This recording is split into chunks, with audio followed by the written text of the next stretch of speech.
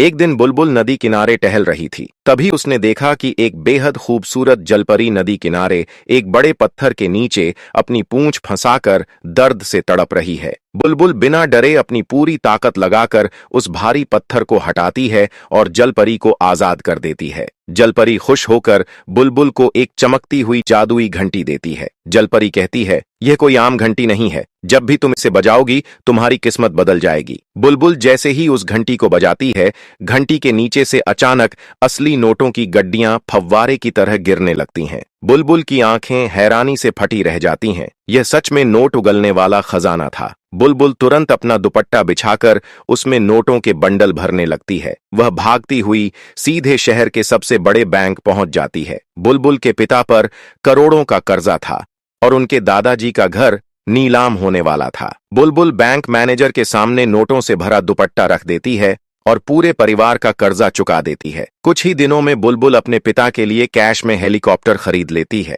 इतना ही नहीं, बुलबुल अपने गांव के गरीब लोगों में नोटों की गड्डियां बांटकर उनकी गरीबी मिटाने लगती है। लेकिन बुलबुल की लालची बुआ को इस जादुई घंटी की भनक लग जाती है। अगली सुबह बुलबुल खाना बना रही होती है और उसकी बुआ चुपके से उसके खाने में बेहोश करने वाली दवा मिला देती है। जैसे ही बुलबुल खाना खाती है, वह तुरंत बेहोश होकर जमीन पर गिर जाती है। मौका देखते ही लालची बुआ जादुई घंटी चुराकर अपने घर ले जाती है। बुआ जैसे ही लालच में आकर घंटी बजाती है, अचानक हजारों मधुमक्खियां निकलकर उसे बुरी तरह काटने लगती हैं। लालच की सजा उसे तुरंत मिल जाती है और वह दर्द से चीखते हुए जमीन पर गिर जाती है। थोड़ी देर बाद बुलबुल को होश आता है और वह बहुत रोने लगती है, क्योंकि इतना सब अच्छा करने के बाद भी बुलबुल को किसी ने एक लाइक और सब्सक्राइब तक नहीं दिया।